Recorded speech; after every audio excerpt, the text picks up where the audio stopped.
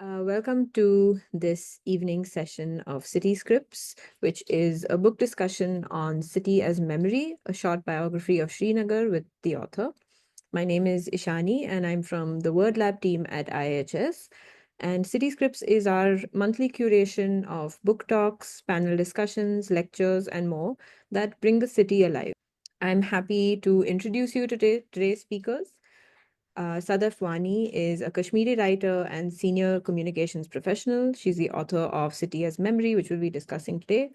Her short stories have appeared in two critically acclaimed anthologies by Aleph, and her fiction and nonfiction works have been widely published in outlets such as Himal, South Asian, Scroll, and Inverse Journal. Our moderator for the evening is Tanuj Solanki.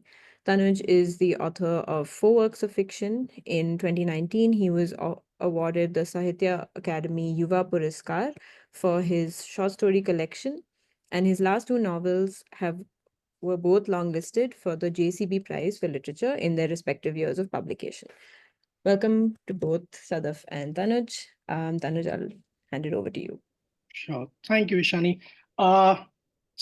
Big thank you to IIHS City Scripts for making this happen. And this is the book, this is the lovely book that we are going to be discussing today. And I'll start with a strong buy call. I think anyone who's with us today should surely go to their bookstore or whichever place you buy your books from, and totally get a copy of Sadaf's City as Memory. This is a book about Srinagar. The publisher also says it's a short biography of Srinagar. And I'm someone, I would like to particularly thank IIHS for this chance, because I'm a fiction writer, and one of the occupational hazards is that one doesn't get to read a lot of nonfiction.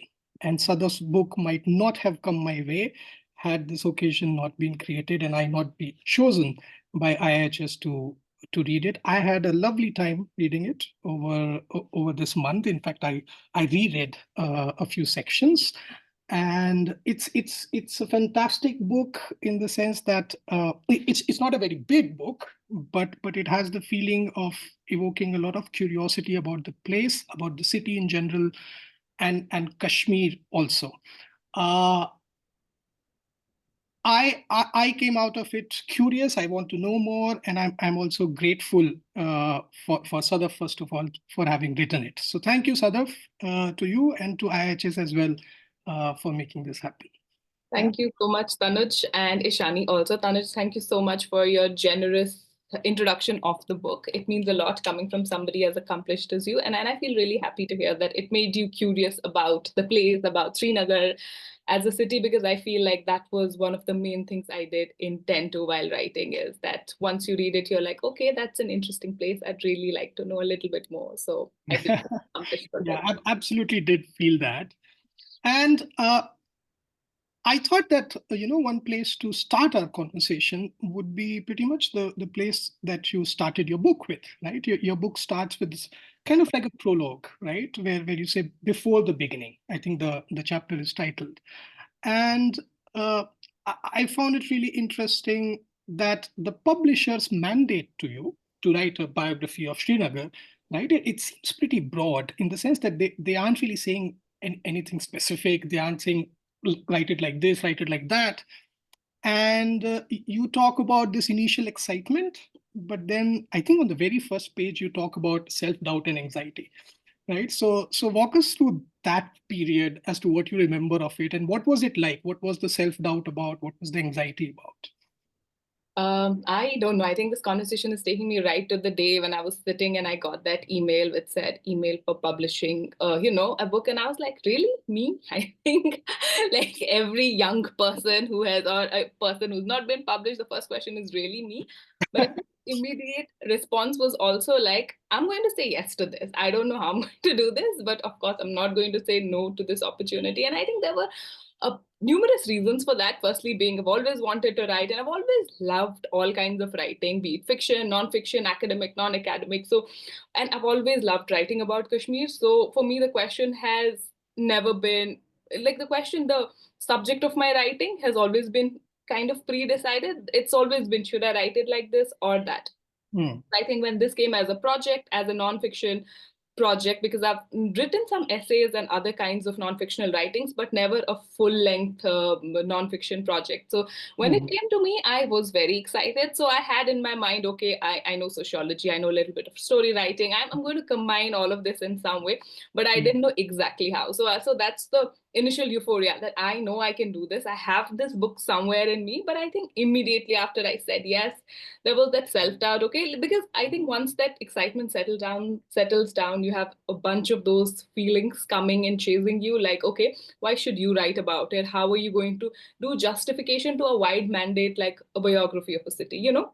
If it's something else, something which is way narrower in its scope, you can still convince yourself that, okay, I can do it. But a city is something that everybody who has been to, everybody who lives there, everybody who associates there, everybody has some stake in that conversation. So I think the anxiety was about, okay, how am I going to be convincing? How am I going to address this very large burden? So I think that's also what the anxiety was about. And also in the context of Kashmir, the idea is like, you can never lose sense of the political conflict that has been the overarching reality of Srinagar for many decades now. And but you also, I was certain that I did not want it to be only about that, because I mean, again, I feel your background always comes seeping into the conversation. So I knew there were different ways of writing. It could be historical, it could be human rights, it could be architectural, but I had socio-cultural inclination. So I kind of settled on a socio-cultural account of the city, which is what I've also tried to do through this. So I feel like the anxiety and its resolution, while it took a long, I feel like the introduction is the shortest part of the book, but it took me longest to write it because, because that's where all of that thinking out loud is happening. Yeah, and you also mentioned at some point, I think in that part itself, that, hey, how am I going to be objective about this, and how subjective should I be? So there were those pushes and pulls as well, right? Yeah. I mean, 100%. Like, I feel like because of my sociological training, I feel like that question of positionality in research ethics always remains very central to whatever you do. I feel I personally prefer fiction also because it gives you that creative leeway that the world, like you don't always feel the need to justify your position with respect to the subject, with respect to what you're talking about. But for all research which concerns people, and most research is a communal activity, I feel that question of positionality becomes very critical. So that push and pull also as to why should I be writing about it? Should somebody from Srinagar be writing about it? Should somebody from downtown be writing about it? Or should somebody outside of Kashmir write about it because objective, you don't have biases? Apparently, like it's always in the code. But so I felt like instead of trying to take a burden which you cannot justify, you can't be part of a city and not have inclinations and not have biases and not have a proclivity towards certain things and aversion to others. So I felt like a better idea to approach this would be to kind of be more transparent about it, to be more to be more to be more transparent about it. Okay, this is what I'm thinking and these are my inclinations, which is why I also give a brief background of my own personal history. Okay, this is where I've had my education from, kind of hinting at these are the people I like, because I also feel like when you read a book and the author reveals certain aspects of their life, as a reader, it gives you it also has to convince you, okay, am I going to trust this person or not? So I feel those snippets that I drop throughout the book about my own life, that's also to kind of build that confidence with the reader that, okay, I'm this kind of person, and see if you'd like to read my, or if you'd like to trust my account of the city. Uh, from there, I think we in the book as well, we go very seamlessly into some hints of the methodology that you arrived at, right? After the initial self-doubt and anxiety.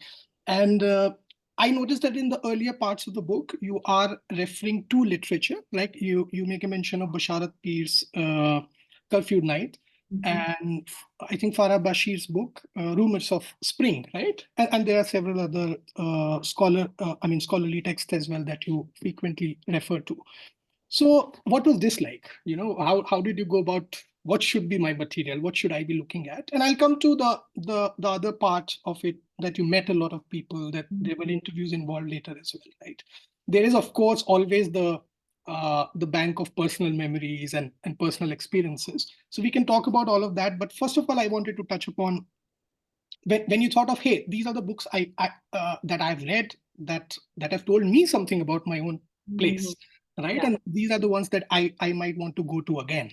So which Mhm. of these books and what is this list? Because as I said, right, like I came out of the book very, very curious. So I think for our audience, it will also be useful to know a few texts that they can go to. Yeah, I mean, see, I feel like it's an introvert's best friend is the book. So, I feel like even as a researcher, you have to overcome a lot of that personal anxiety that you feel towards approaching new people. And I also feel that before approaching anybody in the field, you need to know a sense of what's already been written about it. So, I'd read a bunch of these books because again, literature on Kashmir is quite scarce. So you don't have a lot of publications that you can't. There are not like thousands of publications on Kashmir, good ones. I mean, there are thousands, but there are very few good ones that you can trust, that you can rely on.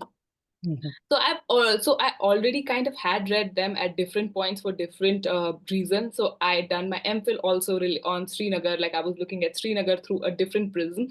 So while working on that, I found GMD Sufi, a local historian, incredibly like detailed. So I knew that those are the kinds of books, if I have to go for history, GMD Sufi, Muhammad Isa Khan, these are historians, local historians that you can trust. Because what we see from historians which are non-locals, you see a very overarching, broad storytelling, which kind of does not always prioritize what the locals were feeling, how they were interpreting different historical events. So I feel Yeah. like when you read local history written by locals, you also get a sense of, okay, Mughals came, but how did local people perceive them? Yeah. I feel in that sense, historical texts really helped out. And then, of course, there are different accounts written by various sociologists. I definitely recommend Farah Bashir's book to everyone, whoever I can, because it's one of those very hard-hitting personal memoirs, which also has a very strong gender lens, something that has been missing from a lot of literature on Kashmir.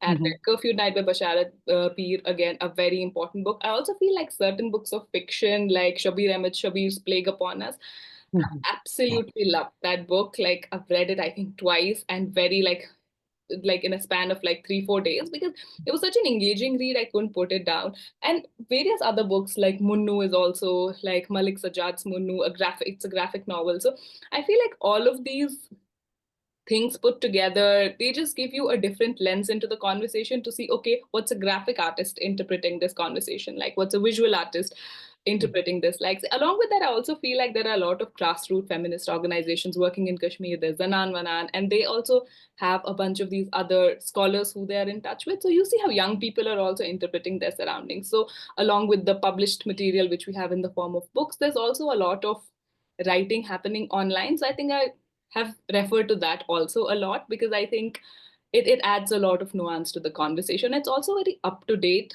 So while, for example, between now and Basharat Peer's book Time Has Passed, you also see very fresh work, something as recent as last year coming up. So I think all of those things really informed. Yeah, wonderful. Thanks for sharing that. You mentioned history, Kashmir's history.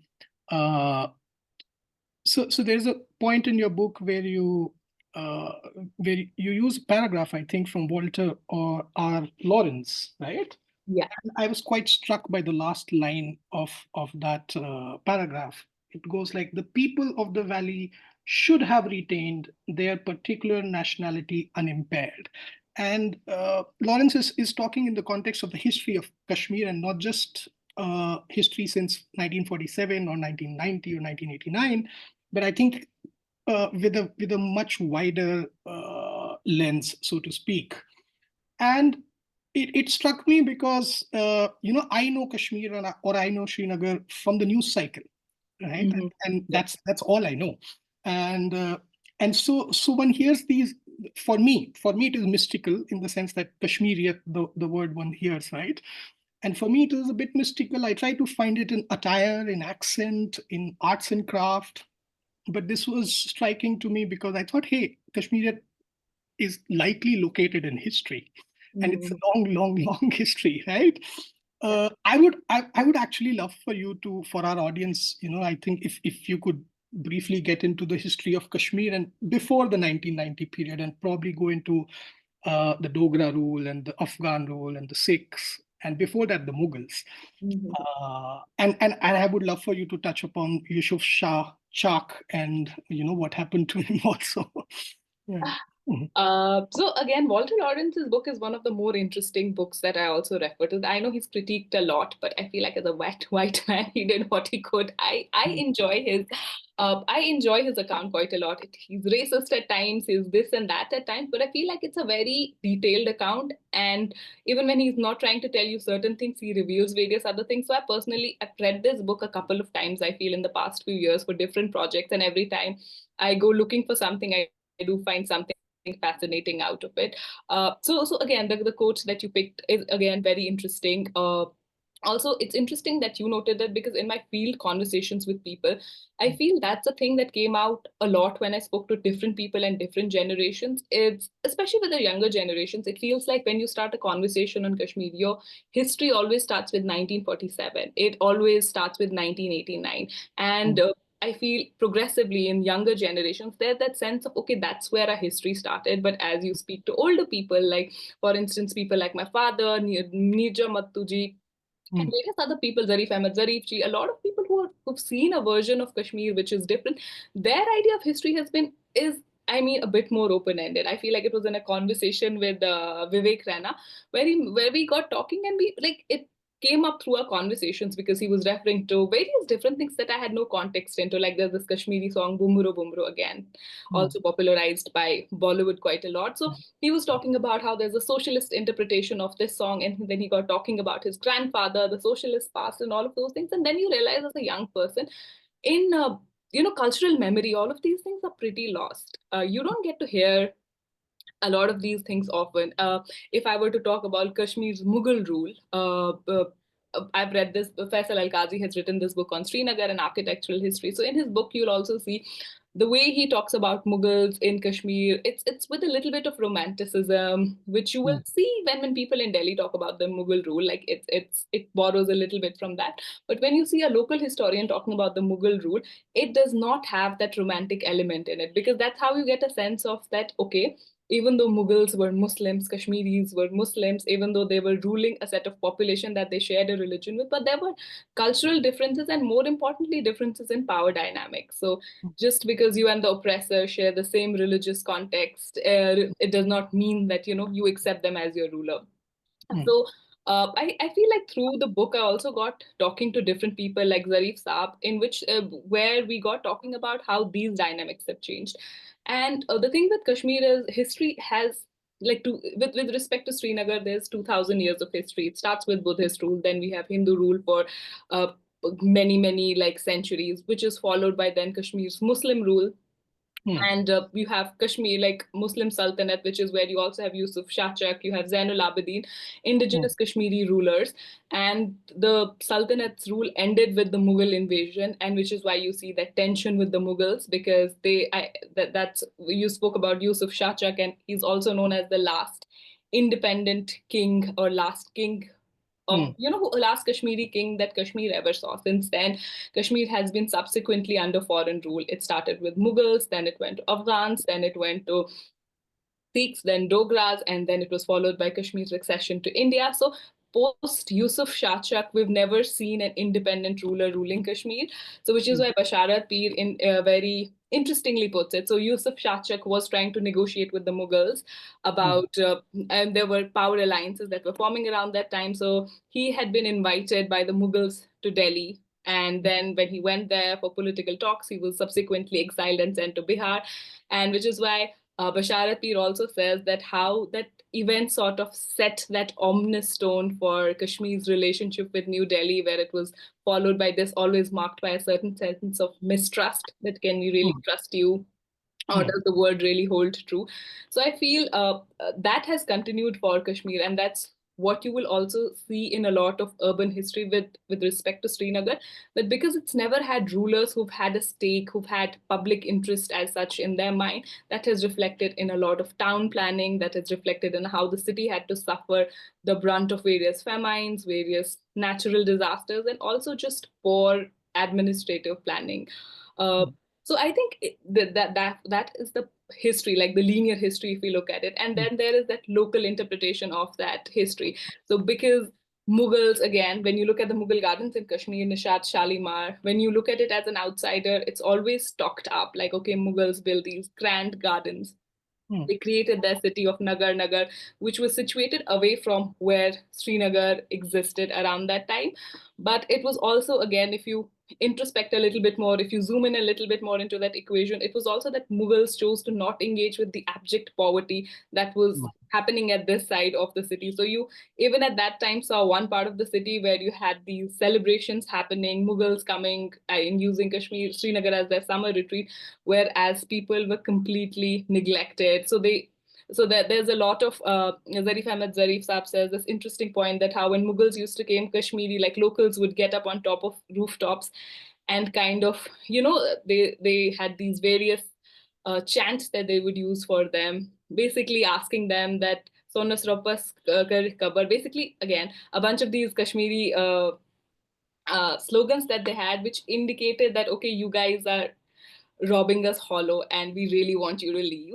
And they would pelt the Mughal soldiers. So things like these, I hadn't heard it in conversations, in a lot of cultural memory. So it was very interesting for me to speak to people who had opinions, who had worked on this. So yeah, that was, I've gone on and on about this, sorry. Yeah, no worries. So the Mughals, in fact, I thought they were there only for vacations, right? Jahangir goes there 3 summers. His son spends 14 summers. You mentioned, right? So it's for them, it's like a vacation space, and uh, but what follows is even worse. You know, if we talk about administration, if we talk about perhaps even maintaining sanitary conditions for the population, right?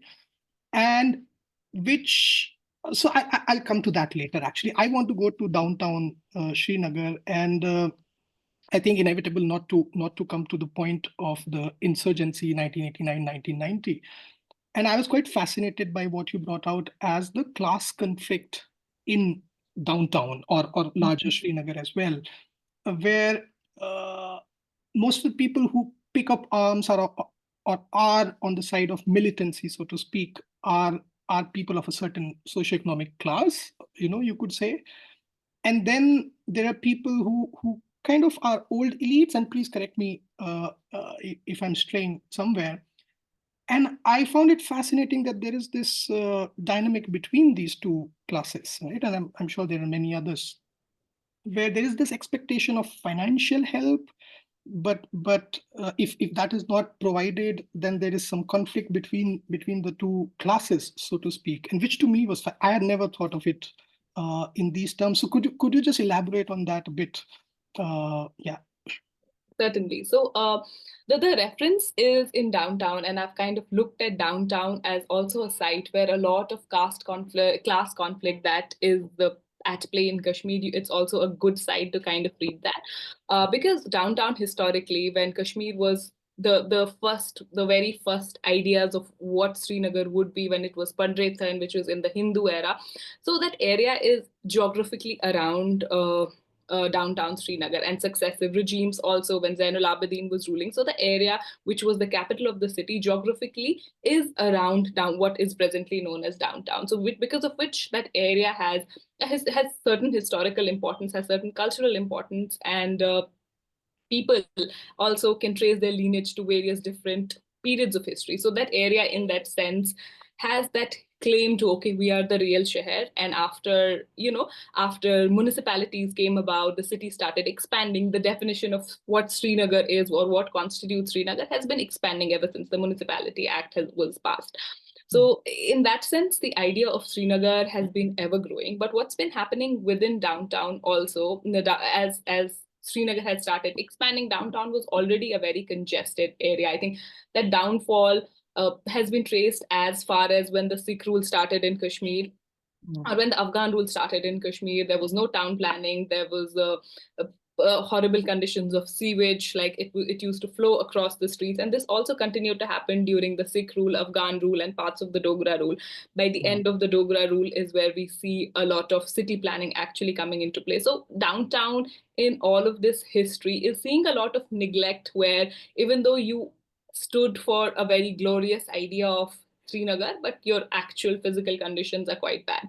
So I think this downfall gradually continued has continued to some extent. When the British residency was also set up in Srinagar, we saw expansion of certain areas in Srinagar, like the civil lines area. These started being developed as urbanized areas of Srinagar, but since they were also in close proximity with the downtown, there's also high level of congestion that had happened in downtown by late 1950s.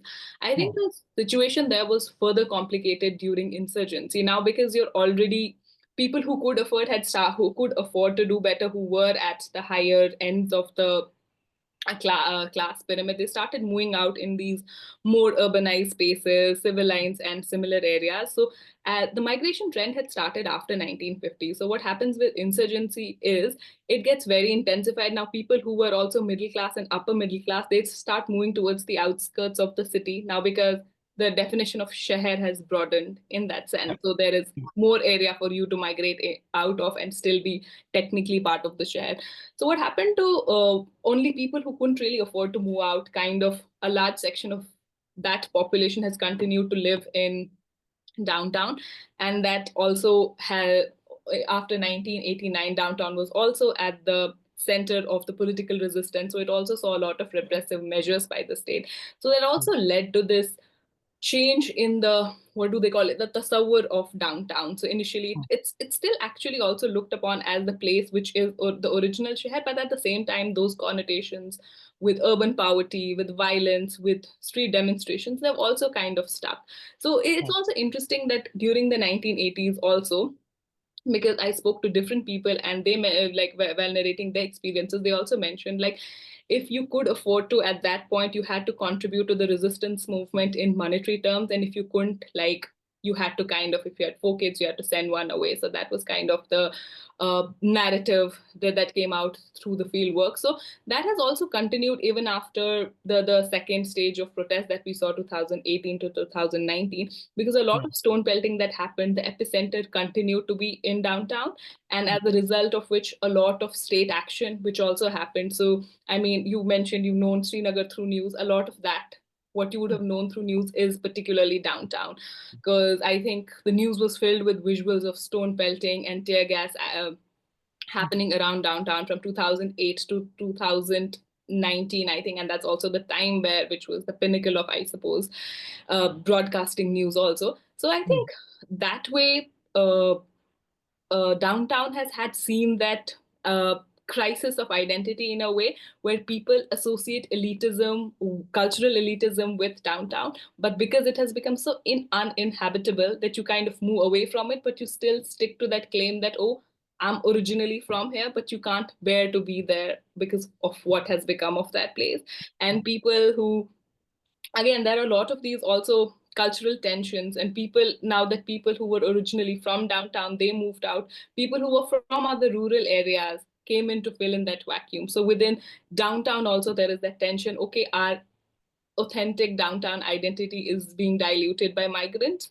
So that kind of tension of who belongs, who does not belong, it's being, like, there are various forces that play into how what complicates this. Yeah. I also traced, I think, the fact that some of these schisms now exist, or at least in modern Srinagar, also exist in other places as well, right? In newer places. So there has been migration of people, of Kashmiris from other parts, of the valley to the city, right, or to the outskirts of the city, or so on. And I was also quite intrigued by this Sheher versus Gam sort of thing that goes on. So talk about that a little bit for us.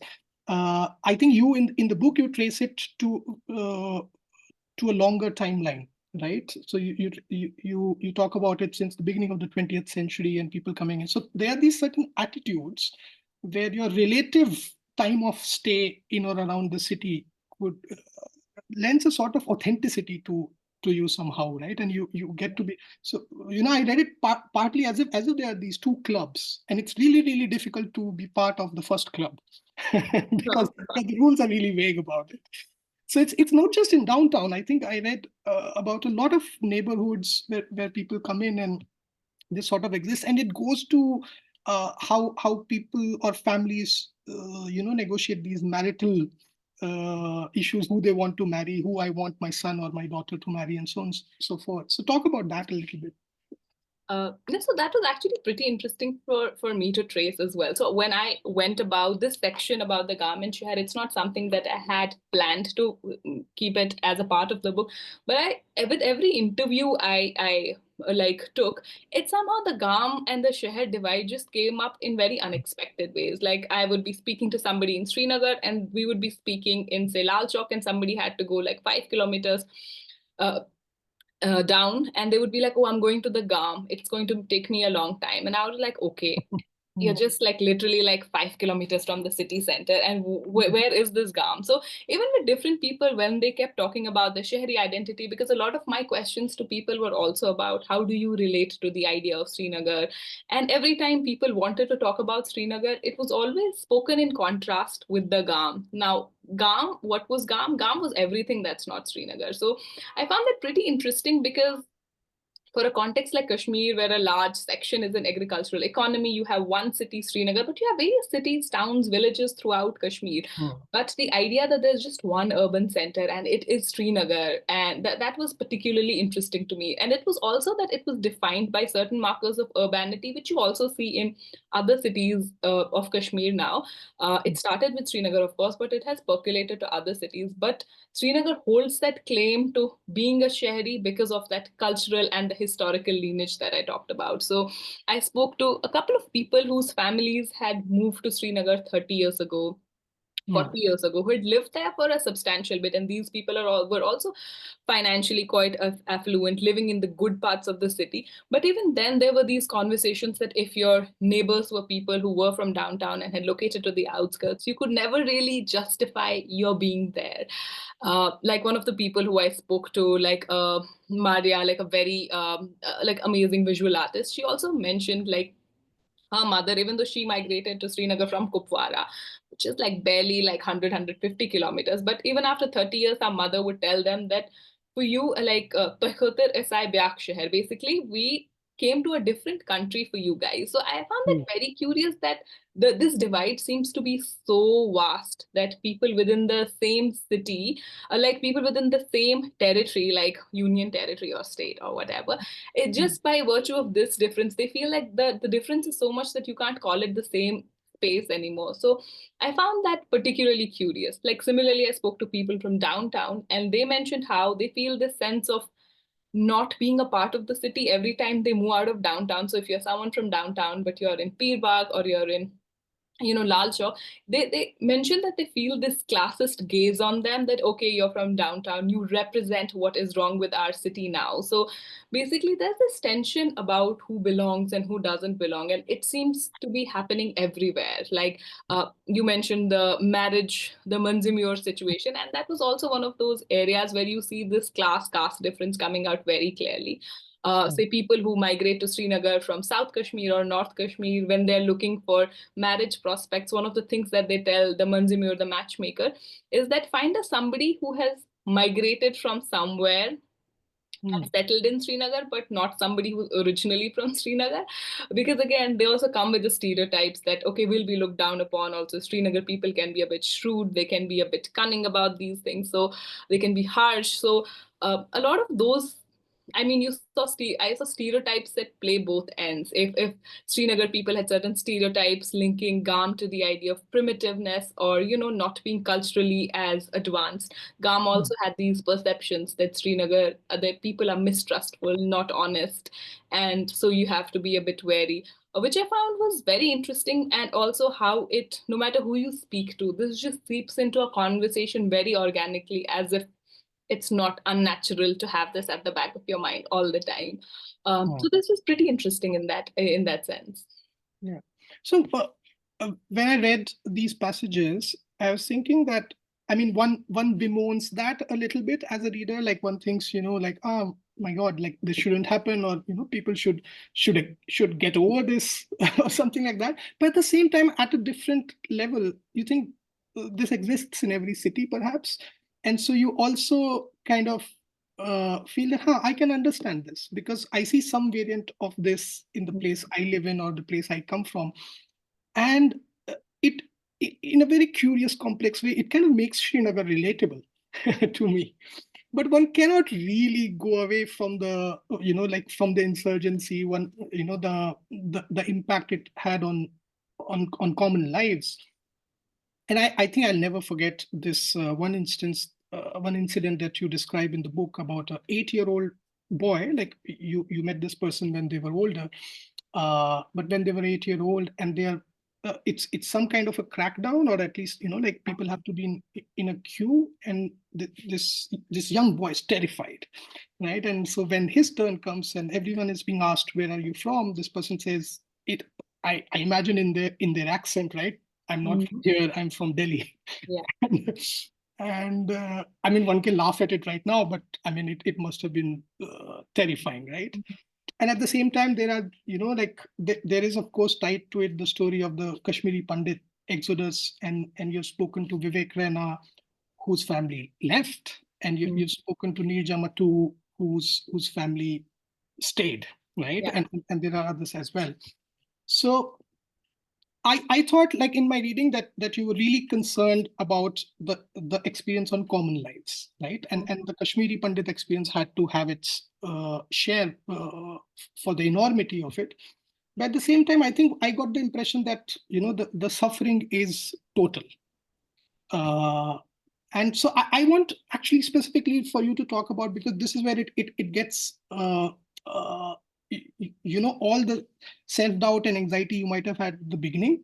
This is perhaps the place where you have to like handle it with care, so to speak. So what were you thinking? What was your strategy? Who do I talk to? Which experiences what do I want to highlight? And did you learn something new in this experience of talking to different people? That's a really interesting question, actually. So again, again, writing a biography, which is supposed to give you a glimpse of a little bit of everything, that was a complex task to begin with, and I feel like a lot of my time and energy was spent in what to leave out and what to kind of choose. So I feel one strategy that really worked for me, also inspired by my own experiences, was like I had to, at some level, chase something that I was fundamentally interested in and not what is perceived as important by subjects in the field, other people, anybody outside of me. Because I feel like sometimes we chase things that are perceived important, but you might not be inherently interested. And that always makes up for a very unconvincing read when you read it as a reader also. So I feel like that's why, for example, chasing the Kashmiri Pandit question or following up on the Kashmiri Pandit conversation, it was something that I had always been very curious about, because when I was growing up, there were no Kashmiri Pandits in the valley. But I wouldn't say there was no presence of Kashmiri Pandits in the valley, because every time you would hear a story from your father and mother, they would mention, like, my mother's best friend was a Kashmiri Pandit. So she would talk about her sometimes, like, Bunty and I used to do this, I used to do that. And I was like, okay, I've never really met a Kashmiri Pandit in my life, but you seem to have. Like, my father would talk about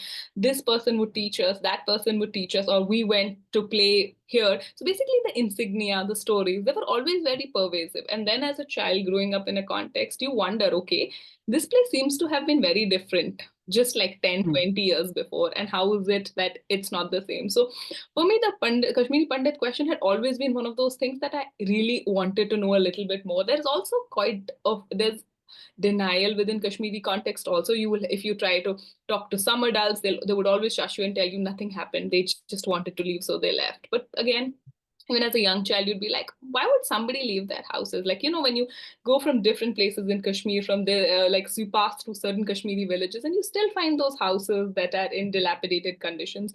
And then an adult tells you, okay, they left because they wanted to. It doesn't add up. Why would you leave a wonderful house and move to, because I know Kashmiris have an aversion to any place which is not Kashmir. So if they're migrating out of it, there has to be a very strong reason that you do migrate, because I think that's, again, one of those basic common denominators of Kashmiriyat, that the love for homeland is very strong. So if you're going out, it has to be a reason. So in my head, that was always one thing that I really did want to talk about. But again, it's also a very traumatic event. So you don't just go to anyone and be like, hey, tell me about it. So in that sense, I feel this book came as a blessing, because it legitimized that intrusion on people's lives or the curiosities that I had. So I could walk up to Nirja ji and ask her these questions, or I could go to Vivek and ask him all of these questions, because I had a purpose linked with it.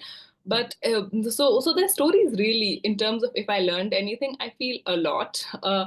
I feel both after both of these conversations, even various other conversations I had with these people, I found myself sitting just to be like, okay, this doesn't add up. That's not how I imagined a homeland to be.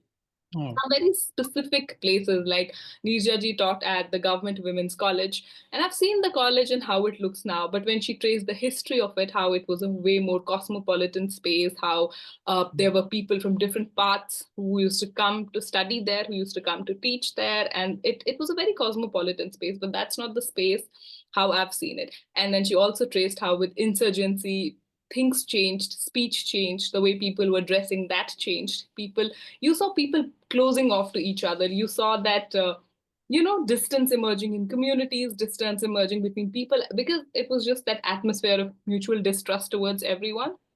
So I think learning how that shaped different things, even the fact that Neerja ji mentioned that we used to have bookshops in Srinagar and you could get everything, every By Lolita and, like, I sexual think it politics. is, Yeah, yeah, yeah, yeah. yeah. So I found those things were quite fascinating for me, and that's why I definitely learned a lot, even with Vivek's context. I Hmm. think one of the major learning for me through Vivek's conversation was also that he still could talk about Kashmir despite the exodus with a lot of love, with a lot of familiarity, and I also think that had a lot to do with the fact that when his family left, his family friends maintained contact. They went there, they ensured they checked up on each other's well-being.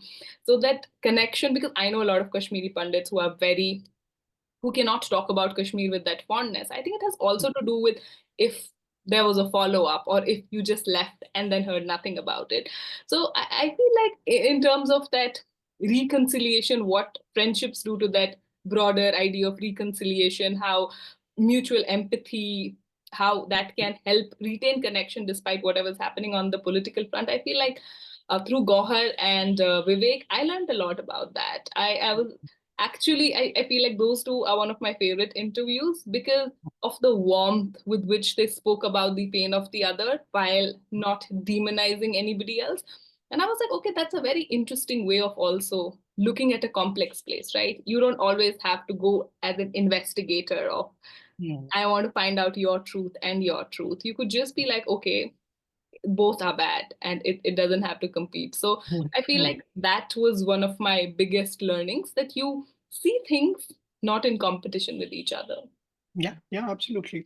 Uh, Something in what Nirja Matu told you, I think it was about, yeah, nostalgia, right? And it struck, it made me reflect on perhaps your experience, right? Mhm. But she's someone who talks about Kashmir before the insurgency, right? She talks about bookshops. You can find Lolita. You can go watch an English movie, and people would watch it even if they couldn't understand it, and so on and so forth. So this sort of cultural life that existed, and I think she states it clearly. She says, "I choose to live in nostalgia now," right? Mm. But that is denied to someone of your age and younger people. And I thought about, oh my God, what does it mean? Right? What does it mean to not have the possibility of nostalgia? Right? Like one is that, I mean, one would like to have the possibility. so, so I'm going into. I mean, we could not go into, your personal experience or your father's, for example, who perhaps spent more time in Srinagar. But what does it mean to you? This denial of this positive nostalgia, if I can call it crudely that. Yeah.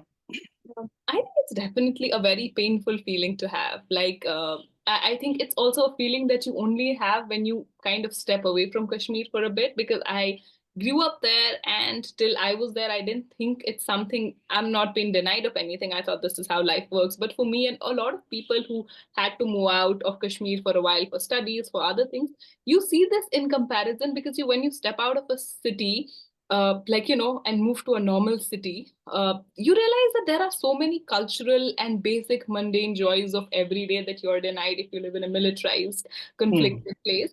And I feel like that is absolutely a very painful realization to have. I remember when I moved to Delhi for my undergrad, and I would be in the city streets here, and I would be like, I would not see an armed personnel for like 2 or 3 days, and it would be so unnatural to me. I was like, but where are all the army or like armed personnel here? And then you get kind of used to that. And then after a semester, you go back home and you realize, oh my God, there are so many armed personnel here. This does not seem to be normal. Like you go to the metro, you see the kind of frisking that happens there, then you come back and you see it here, you see that there's a whole different level of intensity. Even simple joys of cultural life, being able to go out in the evening for a snack, for an ice cream, being able to roam around the city without looking over your shoulder all the time. I mean, because these are the stories that our parents and generations before will tell us. Of course, they're glossed over with that nostalgic sense. They wash over whatever, because I mean, again, Kashmir was still recovering from the Dogra rule. There was a lot of abject poverty, a lot of like things were terribly wrong even then, but at least you could still talk about with certain nostalgic things. And I remember when I was a kid, I used to get really annoyed by hearing these stories adults would talk about movie theaters, things that we didn't have, or being able to roam around in the city. When I was growing up, or people in my generation, 6 p.m. would be it. You cannot step out. It's not safe after that. I did growing up feel a lot of anger for what they had, what didn't have. But I feel like as you grow up, you learn a little bit more. It just becomes more sadness than anger, that it's something we don't have. It's something we can't have yet. But again, I hope that possibly our future generations do have it in one way or the other. Because I do think, because violence is such a continuous reality, these little things, you don't even talk about them because it feels like you're taking away from the seriousness of the more I don't know, violent and immediate things. But it's a loss that's been ongoing for so long, and I don't know when we'll have time to kind of sit as a community to be like, okay, this is what the city has lost, and can we ever have it back, or can we ever make sense, can we ever mourn that loss? I feel like even that is very important, because you just don't get that space to even say what you could not have. Thank you so much, Sadaf. I mean, I think there are parts in the book that we have not covered. I think we have overshot our time a little bit. And everyone in the audience, feel free to raise your hand or just type in a question. Anytime you do that, we'll take that up. Towards the latter half of the book, I think I mentioned this earlier in our interaction, that there are interviews happening, and there are these other schisms in the city, in the social fabric of the city that you're exploring. And one of the notable ones I thought was your interaction with this woman named Zainab, right? Yeah. And correct me if I'm wrong. I think she has a certain experience of religious orthodoxy. I think she's told, in fact, that she should bear the eve teasing she suffers because of some vague reward that she will have, later on. And her journey was quite fascinating for me, right? And which grounded for me the fact that it's also a patriarchal place, right? And with certain dollops of orthodoxy and what it means for women there. So I thought it was fantastic that you highlighted that. But perhaps you want to talk about the reality specifically in Zainab's case, or any other interaction that made you want to explore this facet. So again, when I was asked to write this book, and I was asked to give a pitch if I were to write a biography, what it would be like, my initial pitch was about a book that explores Srinagar and women in public spaces, because I feel as a woman, this idea of what public spaces for women are generally in cities has been very fascinating to me, but particularly in a militarized context, it becomes it becomes way more complicated. So that was something that I wanted to study in the first, I wanted to study that. So that chapter ended up being the first one that I actually wrote. Chronologically, I ended up putting it towards the latter half. But because I think as it was the chapter which was most relatable to me, because having grown up there, that curiosity, I want to be out, wanting to be that outgoing person and being denied that on various accounts, militarization, gender, various aspects at play. So speaking to Zainab was also like a very interesting experience, because the nuance with which she carried out, or with which she narrated her experiences, it was also, you could see that this is a woman who is coming of age, she's growing up, she has curiosities, you want to be a good Muslim. So there are, and you want to do everything that it takes, but at the same time, you're also developing a critical mindset. And she also attributed it to a lot of women, again, women's college then becomes that very fascinating place where Nija Mattu is having some experiences, Zainab is having certain others. So Zainab is developing that critical mindset, being in that space, being surrounded by very accomplished women. So it was about her, how that in because of what the person who she was learning Quran recitation from, because he said, okay, even if you are experiencing eve teasing, you should not talk about it because there might be some reward for your bardash. And she felt like, okay, this seems objectively problematic. I cannot be following somebody like that. And then you see how by that time she was wearing an abaya, and following this conversation, she decides to take it off as a sign of resistance that, okay, there is that religious orthodoxy coming and it's challenging me. Then you fast forward it to a few more years of learning, few more years. It was also followed by Zainab being very uncomfortable in public spaces, public transport particularly. But as she grew up, little bit, you develop that sense of agency, you develop that confidence in your own selfhood. Then she mentioned how now she goes to public transport also just to monitor how men are behaving around women. So you feel like even though the possibility of being eve teased as a 19-year-old girl and a 28-year-old woman is probably the same, but you just feel much better equipped. And I also found it very interesting that her decision to stop wearing an abaya at that certain age, and when I spoke to her, she was contemplating wearing it again. Now, I think it was also located in the broader Islamophobic context, in that there's also those it now her decision to start wearing it again, it was a decolonial symbol, because she was like, I know what people think of women who wear abayas. They think we have no agency, they think we don't know what this represents. I want to wear it because I know all of that, and I still choose to because I associate with my faith. So that journey of, even though it's the same piece of fabric, you sometimes choose use it to resist something, sometimes you choose it to kind of show your agency. I found that a very, very powerful. Also, the interactions that I had with various women in Kashmir University. And I also mentioned this incident where we were all sitting in the lawns and we're trying to have a conversation about women and gender, public spaces, how women access public spaces. And this group of boys, they were like playing cricket on the side, and the ball just kept coming to our circle again and again. And then you also realize that even within the confines of a university, just cannot have a corner for you to talk about things as women. And again, it's also a subject that I don't feel like I addressed it fully through the book, and I do want to work on it some other time as to what these city spaces really represent for women and what is their claim to city. I feel through the conversations I had with Zainab and also Saima, like one of the most interesting and amazing people I met through the course of this book, was also to know that, okay, this is also my city and I'm laying my claim to it. I sometimes will resist outrightly. Like in Saima's case, Saima lives in the Dal Lake. So she mentioned how when you have to like go outwards to the city from Dal Lake, you have to take a boat every time. So your movement in and out of the lake gets a lot more communal scrutiny, because they're saying, oh, Subai to gayi thi, why is she going again? She took like 4 rounds into the city today. So she mentioned how then they find these tactics of negotiation, like you go out once, then you don't return until you finish everything you had to. So like women adopt these very interesting strategies to lay their claim to the city, and in no way do they, even in this overarching patriarchal domination, I think they still find these ways to kind of claim the city as their own, and which has just always been very inspiring and powerful to see. Thank you. Sadaf, we have a few comments and perhaps there is a question there. So I'm just reading Taskeen, first of all. She says, thank you so much for writing this book. Really enjoyed reading it on how romantic relationships are navigated, which is what I think we were going there. Navigated in the conflict and also touching upon different class conflict dynamics.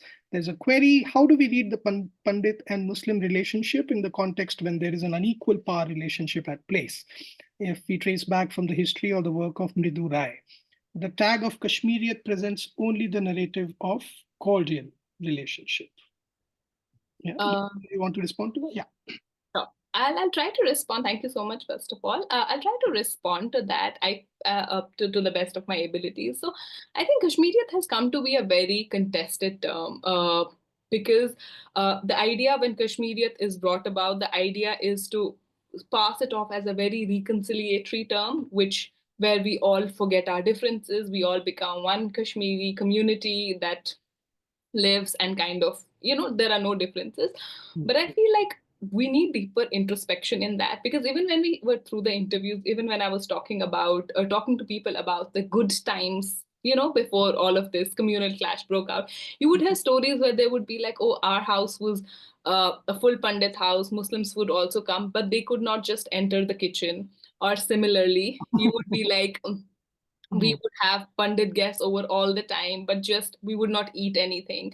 So Mhm. again, even in that nostalgic past, you do see those very strong lines of difference where Right. people had strict boundaries they wouldn't cross. You would coexist, but again with certain boundaries. So Mhm. the idea of Kashmiriyat, in my opinion, like I don't know the full historical context of the term and how it has evolved, so I would also like to give the disclaimer. But I feel like if the idea of Kashmiriyat has to come back, or has to acquire a cultural meaning for us all, it has to learn how to make sense of these differences instead of being like we're all one. I feel like Mhm. what it will have to learn is what are the differences that Kashmiri Pandits and Muslims have had, how to make sense of the broader traumatic events. Because I don't think for Kashmir, because something as big as the Exodus and the 1989 that has happened, you can't just go back to the past without addressing what happened. So it has to Mhm. have those steps taken backwards. And I feel like Gohar and Vivek also mentioned how they would organize these small meeting camps, which would become very intense because you would have Kashmiri Muslims and Pandits be in the same space where they would talk about their experiences. And they said these camps became very intense for them to also continue because it's a very emotive space. Like people have a lot of emotions about these things. And while they did it at a very small scale, like some years ago, I feel like for us to move forward with that romanticized idea of Kashmir, we'll have to do this at a larger scale. Like how communities have done this in civil wars in African nations, maybe we can take some inspiration for that. But I feel like there will have to be a conscious effort, because we do see that there has been some Pandit migration back. But again, it also makes you question, is that the solution, that two communities were at the point of rupture, now we're just putting them back together without addressing anything that happened? Is that how coexistence happens? Is that how, or are we looking at a very fortified model where, something we see in Palestine, where we see settlements forming? Mhm. How are we looking at it? I feel like this is a very delicate conversation, and even if there are resettlement plans, we'll have to have more basically a lot more motivation to address the underlying issues than just placing people next to each other and being like, live together. I really hope that answers your question. I might have deviated a bit. Yeah, Hemachandra, I think not a question, but a compliment to your narration of the interactions with so many people.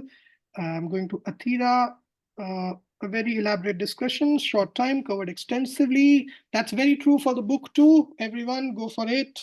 And uh, yeah, an anonymous attendee says, love the book. And you can, sorry to use he, but I don't know who the person is. They can relate to Tanuj when he said that he reread certain parts. I find myself doing the same. Any spoilers on what you're going to write about next? Aha. So first of all, like thank you to every single person. Like it means a lot to me. Like I honestly feel very touched that you all chose to spend your Friday evening with us. I am very humbled that by this act of generosity. And also thank you for all the wonderful things you just said. Uh, about what I'm going to do next, I think it's complicated because I do feel I have that exhaustion of having finished something this big. But I also feel like going through this whole publishing journey, it's also made me want to reorient myself of what I want from writing, what kind of writing do I want. I feel like when I started out, I was like, I'm always going to say yes to every work that comes my way. And that's what I feel like I've done for most part. But I feel now I would want to be a bit more selective, because I also realize the emotional toil a project like this can take on you.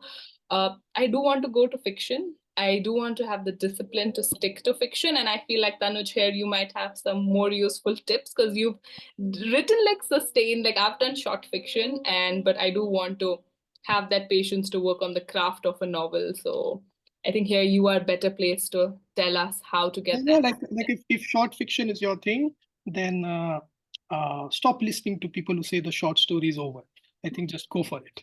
And yeah, so that I mean, if you can give us 8, 10, 12 stories, right, and somehow they speak to each other, and that only makes it easier to sell to a publisher. So I think that'll be fantastic. I'll be the first buyer, and I think we have 4 or 5 in our comment box also.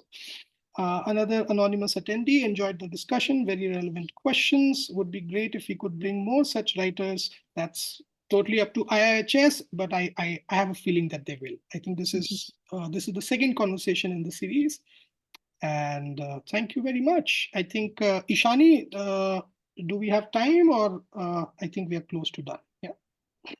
I also wanted to, sorry, Shani, I just wanted to thank Tanuj for the wonderful questions. They were very immersive and I had such a wonderful time. Like, I feel like I went back to the time when I was writing that book with every question you asked.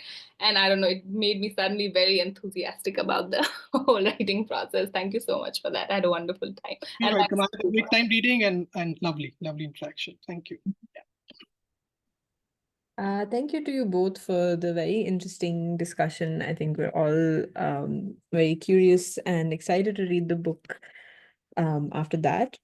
Thank you to all the attendees for sending in your questions and comments and for attending with us today. Thank you again to the speakers and the attendees, and we hope you have a wonderful evening. Okay, thank you, and bye-bye. Thank you so much. Bye.